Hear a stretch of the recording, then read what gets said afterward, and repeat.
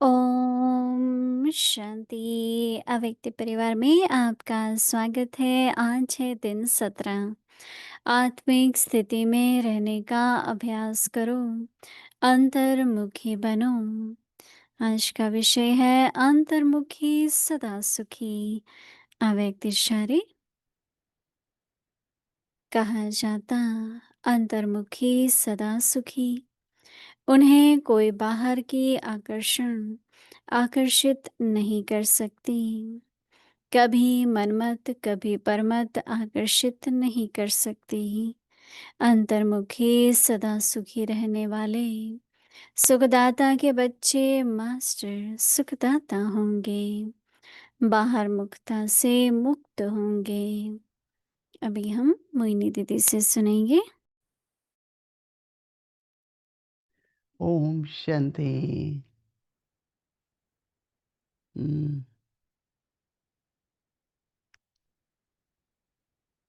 पहले तो पता ही नहीं था कि अंदर कोई मुख भी होता है right?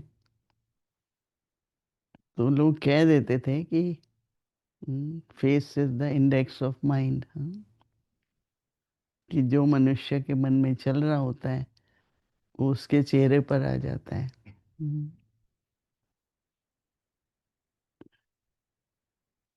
जब अंतर्मुखी हैं तो मनन चिंतन चलता है, बाबा के महावाक्य सिमरन रहते हैं। तो बाबा के जब महावाक्य याद होते हैं तो शक्ति तो बहुत होती है ना। बाबा हमेशा कहते थे, ज्ञान के आधार से बाबा की क्या श्रीमत है, परंतु अपना मन कभी कमज़ोर होता है, कभी शक्तिशाली होता है, तो उसकी जो मत होती है, कहना होता है, वो भी अलग-अलग तरह से होता है। और परमत तो जो राय तो सभी देते हैं, हर बात में देंगे राय।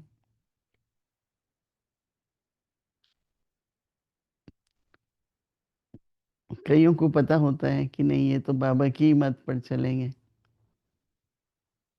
तो मनमत और परमत चाहे सुनते भी हैं, कोशिश करके तो नहीं सुननी चाहिए। देखो, जहाँ कुछ ऐसी बातें होती हैं जहाँ सबकी राय लेनी होती है। ज़रूरी है। मैं बॉम्बे में दादी प्रकाश मणि के साथ कुछ दिन रही, गामदेवी सेंटर पर। तो दादी 5 बजे अमृत वेला पूरा होता था तो फ़ोन घुमाती थी। मैंने कहा, दादी सवेरे-सवेरे किसको फ़ोन करते हो? तो उन दिनों में बहुत दादियाँ थी बॉम्बे में। ब्रिजेंद्रा दादी थी, शीरेंद्रा दादी थी, मेरे ख्याल से कई दादियाँ थी। तो दादी कहती थी कि देखो, मुझे जो भी संकल्प आता है ना, मैं पहले उन सब से शेयर करती हूँ। तो किसी को भी ऐसा संकल्प लगे कि मुझे नहीं पता था, ये हमारा एक व्यवहार का नियम था उस टाइम पर। आजकल तो अलग हो गया है। जो जिसके मन में है वो सोचता है मुझे ही करना है। दूसरा, फिर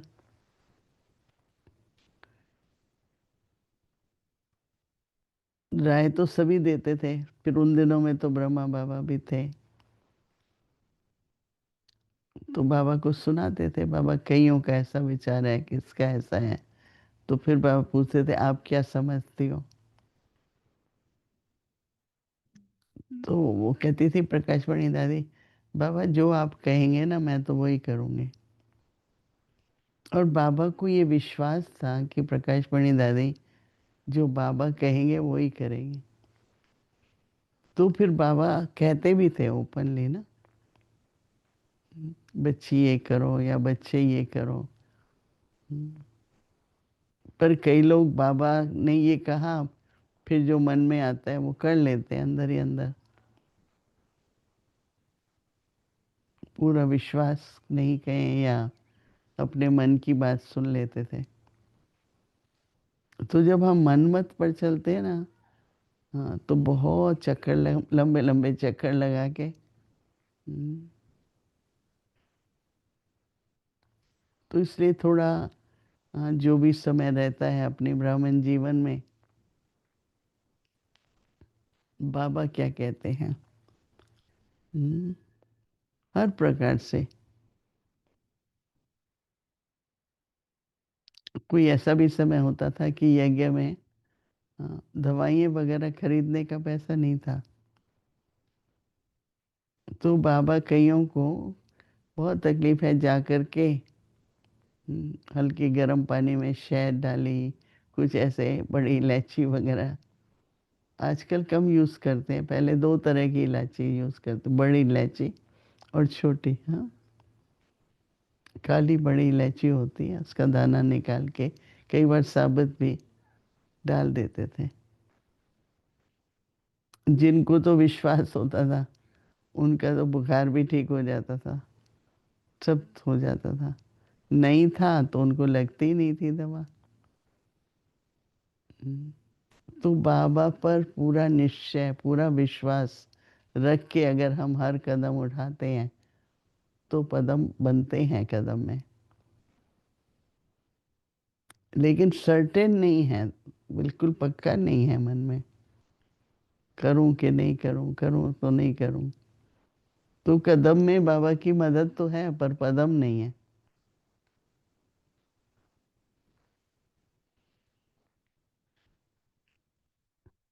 बाबा की श्रीमत, बाबा के नियम।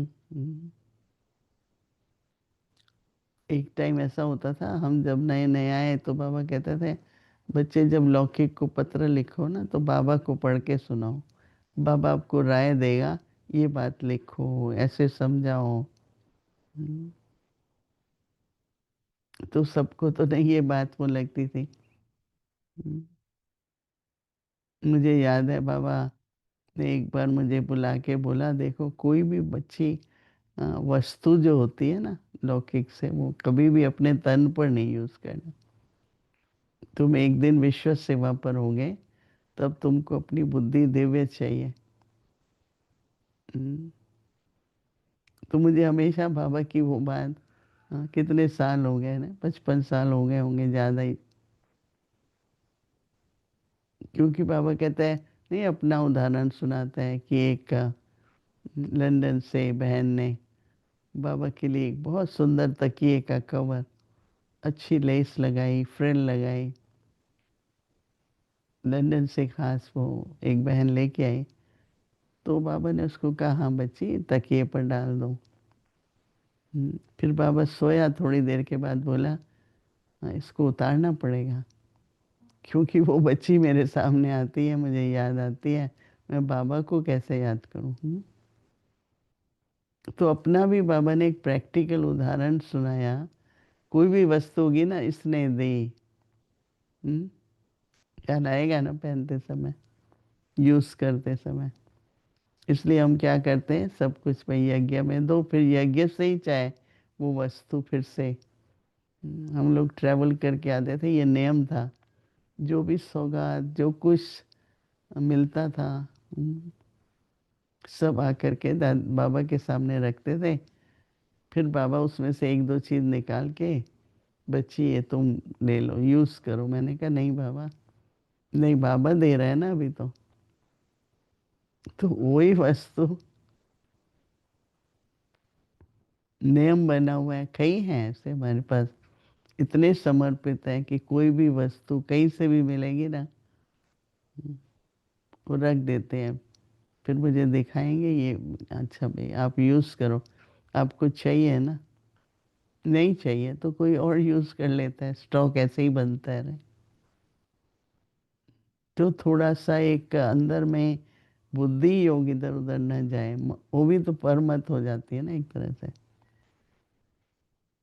तो समय पर जो टच हो, राइट बात, उसके लिए श्रीमत का पालन हम्म, बहुत ज़रूरी है। तो बाबा कह रहे हैं आज, अंतर्मुखी सदा सुखी। सुखी का मतलब निश्चिंत, कोई अंदर में हलचल नहीं, कोई चिंता नहीं। हाँ, बाबा ने कहा है ना। मुझे याद है मैं न्यूयॉर्क में आई, तो थोड़े समय के बाद थोड़ी यहाँ का वातावरण भी ऐसा है, हिंसा भी बहुत थी, ये वो। आप इधर नहीं रहो, आप उधर रहो, उधर रहो। मैंने कहा नहीं, मैं तो यहीं रहूंगी, मुझे बाबा ने यहाँ, जब बाबा कहेगा ना बच्ची तुम जाओ, तब मैं जाऊंगी। हम्म, आज 50 साल होने वाले हैं। कितनी उसके बाद देशों में सेवा हुई। आज मैं यहाँ भी देखती हूँ। हम्म, सेवा वृद्धि होती रहती है, होती रहती है। कई स्थानों से कई कहते हैं सेवा नहीं है, कुछ भी बढ़ नहीं रही, उमंग उत्साह नहीं है। और यहाँ तो अभी तक अच्छे अच्छे समाचार सेवा के मिलते रहते हैं। तो अंतर्मुखी जो होगा ना, हम्म, वो हमेशा श्रीमत पर जरूर चलेगा। कई अभी भी पूछते हैं कि अच्छा इस बात के बारे में श्रीमत क्या है, पर मन काफी स्ट्रांग है, राइट। तो इसलिए बाबा कहते हैं कि कहा जाता है अंतर्मुखी सदा सुखी, उन्हें कोई बाहर की आकर्षण आकर्षित नहीं कर सकती। वो तो नहीं है ना, क्या आकर्षण है। कभी मनमत, कभी परमत आकर्षित नहीं कर सकती। अंतर्मुखी सदा सुखी रहने वाले भरपूर है। हमको क्या चाहिए, राइट। सुखदाता के बच्चे, सुखदाता के बच्चे मास्टर सुखदाता ही होंगे, तो बाहर मुक्ता से मुक्त हो जाएंगे। देखो इसमें बाबा आज बाहर मुक्ता में मत की ज्यादा बात कर रहे हैं, कि न मनमत हो न परमत हो। वो ऐसे कह रहा है करो, वो ऐसा कह रहा है करो। हाँ, मुझे तो जो बाबा कहेंगे। हम्म, मुझे याद है मेरे को अपने बारे में कुछ निर्णय नहीं होते थे। हम्म, तो दादी गुलजार को मैं बताती थी कि बाबा जो कहेंगे। हम्म, इतने तक कि हाँ, स्वास्थ्य के भी कई बड़े निर्णय। हम्म, तो हमारे वहाँ के भाई मुख्य दादी गुलजार के पास जाएंगे, कम से कम समाचार सुना के। क्या होता है देखो, समाचार जब सुनाते हैं ना, हम्म, तो न भी कोई राय मिले या सहमति भी मिले, पर उसके बाद वो जो शुभ कामनाएं मिलनी शुरू हो जाती है ना। हम्म, क्योंकि दादियों का जो संकल्प है वो तो पावरफुल होगा, शुभ होगा, उसकी बहुत मदद मिलती है। एक बार मैंने निर्भय भाई से कहा कि कितना सुनाएंगे आप लोगों को। हम्म, बोला बहुत ज़रूरी है। हम्म, क्योंकि फिर हम आपकी तरफ हमारे संकल्प जो हैं वो आपको हर प्रकार से मदद करेंगे। तो इसलिए कई होते हैं सुनाते हैं। फिर अभी कई तो कहने लग गए हैं कि अभी आप तो वर्ल्ड के लिए हो, अभी आपको क्या सुनाएं। मैंने कहा समाचार तो सुनाना चाहिए सबको, राइट। तो तभी तो ब्लेसिंग कहो या हमारी गुड विशेस हैं, वो नेचुरली जाएंगी ना। तो इसलिए जब तक हर बात में हर बात में स्पष्ट रह के मन मत पर मत का प्रभाव न पड़े, तो अंतर्मुखी सदा सुखी निश्चिंत रहेंगे, विश्वास रहेगा अंदर। क्या होगा कैसे होगा, ये बाबा ने कहा है ना। बाबा ऐसे चाहते हैं ना, बस यही मुंह से निकलेगा कि जो बाबा कहेंगे। फिर बाबा भी कहते हैं भाई बच्ची आपको क्या चाहिए। नहीं बाबा आप जो कहेंगे। तो बाबा की और ज़िम्मेवारी हो जाती है ना। तो अपनी जीवन बाबा की पालना से बाबा हर बात में चाहे श्रेष्ठ संकल्पों का भंडार, चाहे कुछ भी है, वो बाबा का हो जाता है, तो बाबा के भंडारे तो भरपूर ही रहते हैं, राइट? ओम शांति।